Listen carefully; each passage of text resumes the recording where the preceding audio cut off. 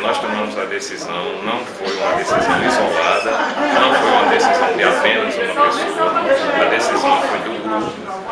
Nós conversamos com Dona Fábio, com o Rosélio, eles dois conversaram com o presidente do partido, com o prefeito Doutor, com o ex-prefeito Edilson Azevedo, com os vereadores do PMDB e da base aliada.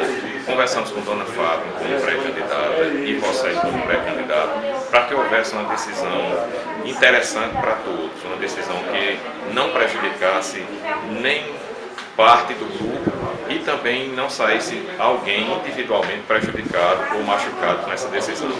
Então, como foi consenso, Dona Fábio, sabiamente e com o amadurecimento que ela tem, resolveu concordar com a gente que o Rosélio estava bem posicionado na intenção das pessoas que opinaram, e resolvemos lançar a candidatura de Rosélio, e hoje é o candidato do nosso grupo. Esse grupo que compreende o PMDB, os vereadores, o prefeito Meu Povo, o ex-prefeito Edilson, Dona Fábio, que é ex-primeira-dama e secretária de assistência social do nosso município, e que é uma forte liderança dentro desse nosso grupo, dentro do nosso partido, e que não poderíamos de jeito nenhum deixar de construir essa decisão. Tinha que ser uma decisão construída, conversada, dialogada, de forma que só houve crescimento.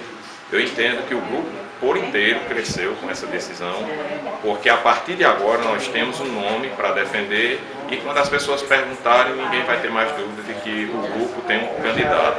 E esse nome não é só o nome Rosélio, é o nome do grupo por inteiro. E esse grupo, estando unido, com certeza está caminhando já rumo à vitória nas eleições do próximo ano.